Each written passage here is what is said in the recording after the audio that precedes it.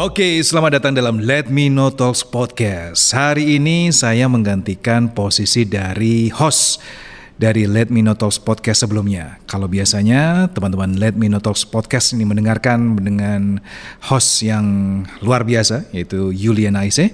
Untuk sementara ini saya take over dulu nih. Saya Rocky yang akan mencoba mengawal Let Me Know Talks Podcast ini edisi spesial. Mengapa spesial? Karena yang akan kita coba kulik, kita ingin cari tahu informasinya, kita wawancarai adalah saya bisa sebut, kalau disebut orang juga enggak, disebut mesin bisa jadi mesin. Karena kalau ngelihat dari teknologinya, Apple menyebutnya dengan machine learning, dia punya istilah sendiri. Tetapi kalau yang secara umum dikenal oleh banyak orang, kita mengenal dengan teknologi artificial intelligence. Tentu semuanya sudah mengenal ChatGPT. Dan edisi kali ini di Let Me Know Talk Podcast kali ini, saya akan mewawancarai ChatGPT itu sendiri. Namanya siapa nanti kita akan coba tanya ya. Ada beberapa pertanyaan yang sudah disiapkan dan ini live. Nanti ini ada dokumentasinya bagaimana behind the scene. Jadi kalau teman-teman ingin tahu bagaimana proses Let Me Know Talk Podcast edisi spesial ini, produksinya seperti apa, nanti kita akan lihat bisa di media sosialnya Let Me Know Talks. Pertanyaan pertama ya, kita akan mendengarkan, kita akan tahu jawaban dari ChatGPT itu sendiri. Halo, selamat siang, selamat malam, atau mungkin lebih netral lagi, halo, selamat, atau begini aja, halo, salam budi luhur, salam kenal, saya Rocky. Mudah-mudahan Anda bisa mengenal saya. Halo ChatGPT, saya ingin ngobrol nih dengan Anda nih. Apakah Anda berkenan? Tentu, saya siap untuk mengobrol dengan Anda. Ada sesuatu yang ingin Anda diskusikan atau pertanyaan yang ingin Anda ajukan? Oke, siap. Saya ingin tahu nih, bagaimana sebenarnya proses kerja dari aktivitas Anda? Saya adalah model bahasa buatan yang menggunakan teknologi yang disebut deep learning atau transformer architecture untuk memahami dan menghasilkan teks. Proses kerja saya dapat diuraikan dalam beberapa langkah utama: pelatihan, pemahaman teks, penyusunan respons, pemilihan respons terbaik, generasi output. Perlu diingat bahwa saya hanya merupakan program komputer dan tidak memiliki pemahaman seperti manusia. Saya bekerja berdasarkan pola-pola yang saya pelajari dari teks-teks yang telah saya latih. Dan respons saya dibuat berdasarkan informasi yang tersedia hingga batas pengetahuan saya yang terakhir diperbarui pada September tahun 2021. Jika Anda memiliki pertanyaan lebih lanjut tentang cara saya bekerja atau topik lainnya, jangan ragu untuk bertanya. Oke, seperti itu ya. Nampaknya cukup membantu ya, meskipun ya ada keterbatasan ya. Nah, sekarang kalau saya sebut Anda sebagai, ini adalah istilah yang sering saya pakai kalau memperkenalkan teknologi Anda ke teman-teman saya begitu ya. Boleh nggak? Boleh tidak kalau saya, atau setuju atau tidak kalau saya memanggil Anda sebagai partner intelektual? Tentu, Anda bisa memanggil saya sebagai partner intelektual jika itu membuat Anda merasa lebih nyaman. Saya di sini untuk membantu Anda dengan pertanyaan dan informasi yang mungkin Anda butuhkan. Namun, penting untuk diingat bahwa saya hanyalah program komputer yang bekerja berdasarkan data dan algoritma, bukan entitas dengan intelektualitas atau kesadaran seperti manusia. Meskipun begitu, saya akan berusaha memberikan bantuan sebaik mungkin sesuai dengan pengetahuan dan kemampuan saya. Jika Anda memiliki pertanyaan atau butuh informasi lebih lanjut, silakan tanyakan saja.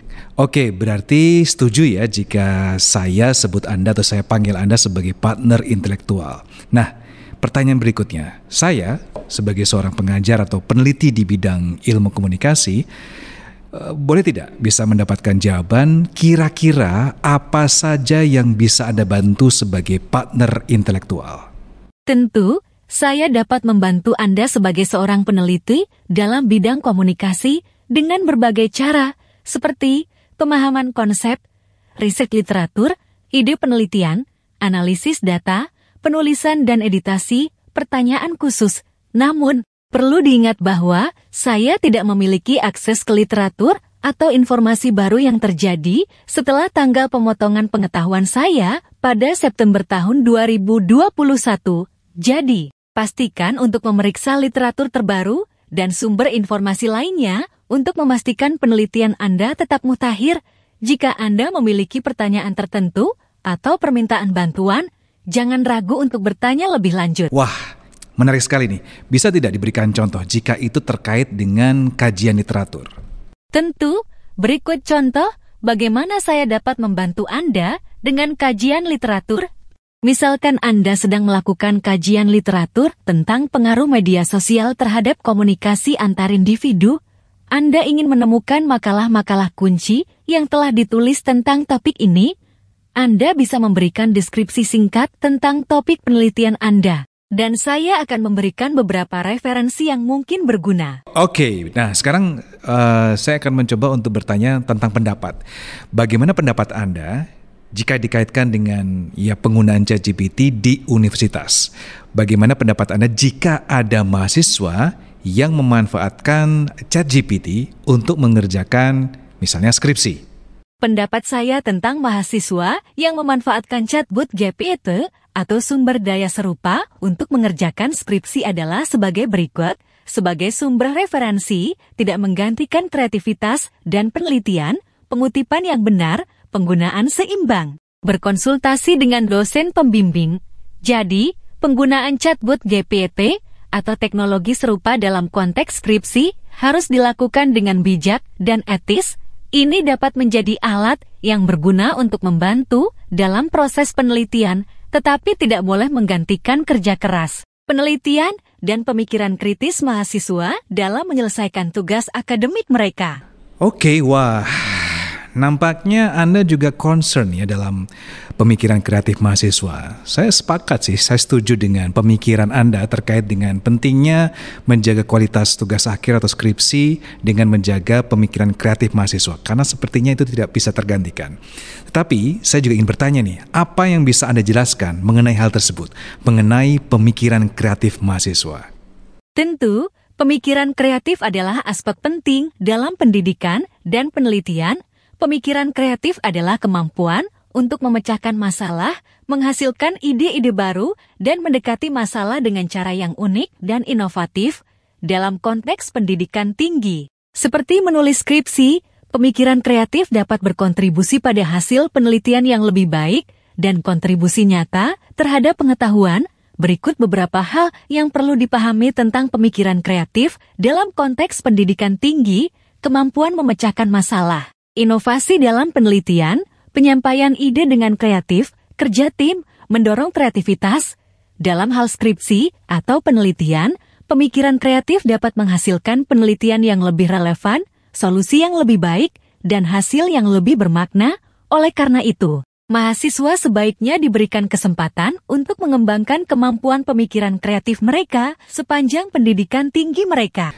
Baik, bagaimana cara Anda sekarang sebagai partner intelektual untuk mendorong kreativitas? Bisa untuk mahasiswa ataupun untuk masyarakat pada umumnya.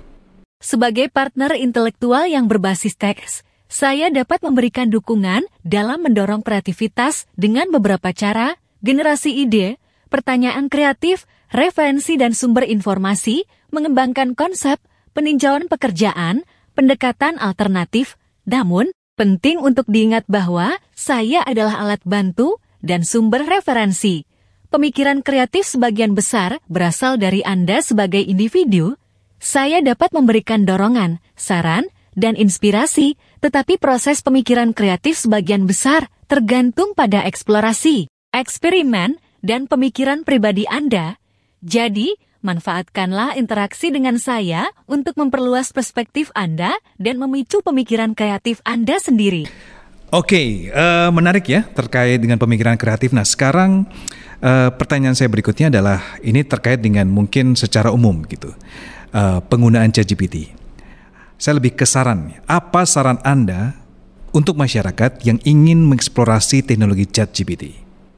Jika Anda ingin mengeksplorasi penggunaan ChatGPT atau model bahasa buatan serupa, berikut beberapa saran yang bisa berguna. Mulailah dengan pertanyaan sederhana. Tentukan tujuan Anda, Periksa informasi yang diberikan, gunakan dengan bijak, eksplorasi berbagai topik, berkolaborasi dengan orang lain, pertimbangkan etika, perbarui pengetahuan Anda, berpartisipasi dalam percobaan. Terakhir, selalu ingat bahwa ChatGPT adalah program komputer dan tidak memiliki pemahaman seperti manusia. Penggunaannya sebaiknya menjadi alat tambahan dalam pencarian informasi atau pemecahan masalah, bukan pengganti untuk pengetahuan, keahlian, atau pemikiran kreatif manusia. Wah, ternyata banyak sekali ya, tetapi tentu Anda memiliki keterbatasan. Apa sih sebenarnya keterbatasan Anda? Iya, benar. Saya memiliki keterbatasan. Meskipun saya adalah model bahasa buatan yang canggih, ada beberapa keterbatasan yang perlu diperhatikan. Keterbatasan pengetahuan, kesalahan informasi, ketidakmampuan untuk memberikan nasihat medis atau hukum, keterbatasan konteks, tidak memiliki emosi atau kesadaran, potensial untuk konten tidak pantas. Penting untuk diingat bahwa penggunaan saya sebaiknya dengan bijak dan hati-hati, selalu pertimbangkan konteks dan verifikasi informasi yang Anda terima dari saya, terutama dalam keputusan penting atau situasi yang berpotensi berisiko. Saya ada untuk memberikan bantuan dan informasi tambahan, tetapi tidak menggantikan kebijaksanaan, penilaian, atau sumber informasi lainnya. Oke, meskipun Anda memiliki keterbatasan, tapi jelas sudah clear Anda sangat membantu. Namun jika Anda seperti ini, tentu bisa jadi memberikan dampak negatif, khususnya dalam bidang pendidikan. Karena adanya banyak sekali kemudahan yang didapat oleh para pelajar atau mahasiswa. Menurut Anda bagaimana?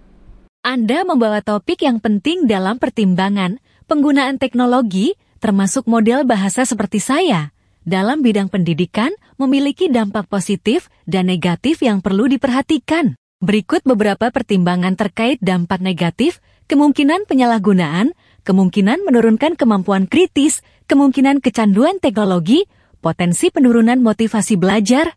Namun, penting untuk dicatat bahwa dampak negatif ini bukan hanya terbatas pada model bahasa atau teknologi tertentu.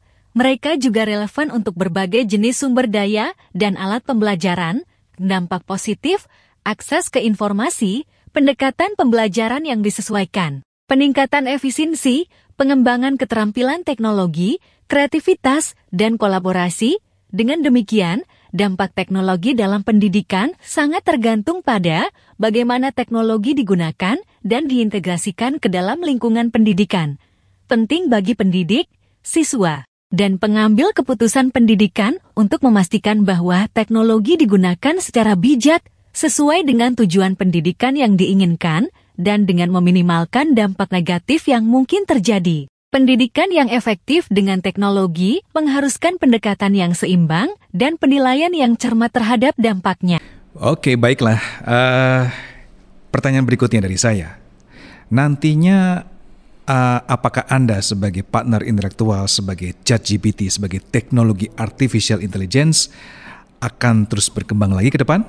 Ya, teknologi kecerdasan buatan artificial intelligence AI terus berkembang dengan cepat dan diharapkan akan terus berkembang di masa depan.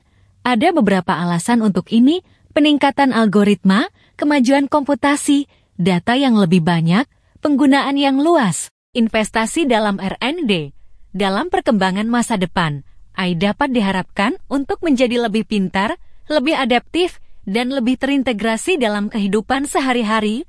Hal ini dapat menghasilkan aplikasi yang lebih kuat dalam berbagai bidang seperti kesehatan, transportasi, pendidikan, dan lainnya. Namun, perkembangan ini juga akan menimbulkan pertanyaan etis dan peraturan yang lebih ketat terkait dengan penggunaan AI yang harus diperhatikan. Penting untuk terus mengikuti perkembangan AI dan memastikan bahwa perkembangannya digunakan untuk kebaikan manusia dan masyarakat secara keseluruhan. Teknologi AI dapat memberikan banyak manfaat asalkan digunakan dengan bijak dan etis.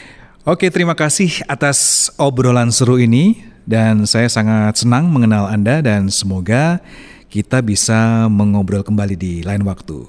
Mungkin bisakah Anda memberikan pesan untuk anak muda, untuk generasi muda yang menggunakan teknologi seperti Anda saat ini? Tentu, saya senang bisa berbicara dengan Anda dan saya akan dengan senang hati memberikan pesan untuk anak muda yang menggunakan teknologi saat ini. Hai anak muda, pertama-tama, saya ingin mengatakan bahwa masa muda adalah waktu yang berharga untuk menjelajahi dan belajar. Penggunaan teknologi, seperti yang Anda lakukan dengan berinteraksi dengan saya, dapat menjadi alat yang kuat untuk pembelajaran, eksplorasi, dan kreativitas. Namun, ada beberapa hal yang perlu diingat, gunakan teknologi dengan bijak, pertahankan keseimbangan, pendidikan dan kreativitas, keamanan online, kembangkan kemampuan kritis, berbagi positif, terhubung dengan tujuan Anda. Ingatlah bahwa teknologi adalah alat yang dapat Anda bentuk sesuai dengan keinginan Anda, gunakan dengan bijak, berkreasilah, dan jadikan teknologi sebagai alat yang memperkaya kehidupan Anda dan orang-orang di sekitar Anda. Terima kasih atas obrolan ini, dan saya senang bisa membantu. Semoga Anda semua memiliki masa muda yang penuh inspirasi dan sukses. Kami selalu siap untuk mengobrol lebih lanjut di lain waktu. Oh, baiklah. Nampaknya ChatGPT ini juga cukup bijak ya, termasuk dari pesan untuk generasi muda yang tadi teman-teman dengarkan sangat bijak sekali. Baik, begitulah Let Me Know Talk Podcast untuk edisi hari ini. Edisi spesial bersama saya dengan Rocky di sini. Dan untuk episode berikutnya, tunggu, tentu saja akan ada kejutan-kejutan lainnya bersama dengan yang mudah-mudahan bisa kembali lagi ya, host berikutnya yaitu dengan Miss Juliana Aise. Sampai jumpa di Let Me Know Talk Podcast berikutnya.